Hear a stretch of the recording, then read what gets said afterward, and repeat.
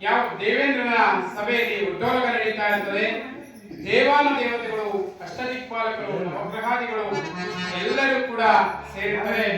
ಆ ರಾಜಸಭೆಗೆ ಒಬ್ಬರು ಮಾತ್ರ ಬಾಕಿ ಇರ್ತಾರೆ. ಅವರು ಯಾರಪ್ಪ ಅಂದ್ರೆ ನಾರದ ಮುನಿಗಳು. ಸಿಂಹಾಸನ ರೂಢನ ಮೇಲೆ ಕುಂತಿದ್ದಂತಹ ದೇವೇಂದ್ರನು, ಅಯ್ಯ ನಾರದ ಮುನಿಗಳೇ, ನೀವು ತ್ರಿಲೋಕ ಸಂಚಾರಿಗಳು, ಯಾವ ಯಾವ ಲೋಕದಲ್ಲಿ ಏನೇನು ವರ್ತಮಾನವೆಂಬುದನ್ನು ತಿಳಿಸಬೇಕು ನನ್ನೊಡನೆ ಎಂದು ಕೇಳಿದಾಗ, ಅಯ್ಯ ದೇವೇಂದ್ರ, ನಾನು ಈಗ ತಾನೇ ಕಳಿಂಗ ನಗರಕ್ಕೆ ಹೋಗಿದ್ದೆ.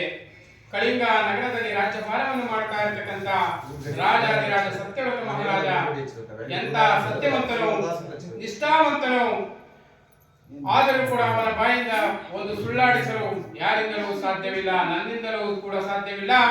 ಅದು ಅಲ್ಲದೆ ಇಲ್ಲಿ ಕುಳಿತಿರ್ತಕ್ಕಂಥ ದೇವಾನುದೇವತೆಗಳು ನವಗ್ರಹಾದಿಗಳಿಂದಲೂ ಕೂಡ ಸಾಧ್ಯವಿಲ್ಲ ಎಂಬುದಾಗಿ ಯಾವ ಶ್ರೀದೇವರು ಕೆಂಗಣ್ಣ ನೇತ್ರನಾಗಿ ಗರ್ಜನೆ ಮಾಡುತ್ತಾ, ಅಯ್ಯ ಸತ್ಯವ್ರತ ಮಹಾರಾಜನ, ಅಯ್ಯ ನಾರದಮುನಿಯೇ, ನೀನು ಸತ್ಯವ್ರತ ಮಹಾರಾಜನು ಹಾಕಿದ ಮೃಷ್ಟಾನ್ನ ಭೋಜನವನ್ನು ತಿಂದು ಇಲ್ಲೆಂದು ಹೊಗಳುತ್ತಿರುವೆಯಾ?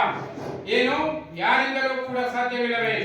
ಅವನು ಸತ್ಯಪ್ರಶ್ನನಾಗಿ ನಾನು ಮಾಡೋದಕ್ಕೆ ಸದಾ ಸಿದ್ಧ ಎಂಬುದಾಗಿ ಹೇಳೋಣ.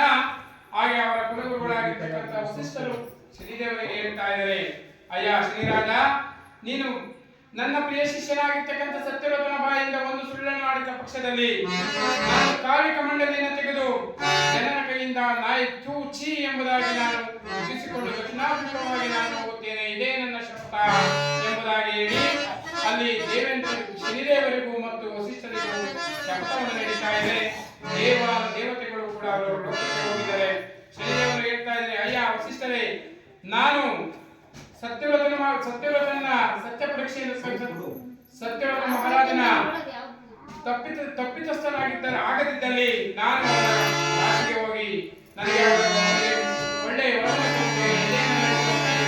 ಮಾಡಿಕೊಂಡು ಹೋಗ್ತಾ ಇದ್ದಾರೆ.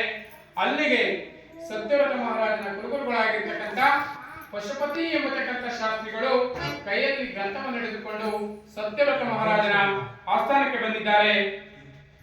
ಸಿಂಹಾಸನದ ಮೇಲೆ ಕುಳಿತಿದ್ದಂತಹ ಸತ್ಯವ್ರತ ಮಹಾರಾಜ, ಅಯ್ಯ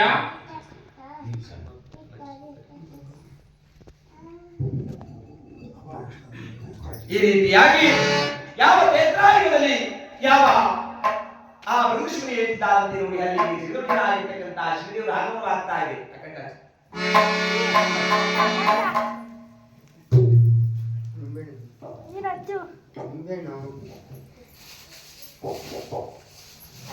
ಕವಿತಾ ವಿಜಯ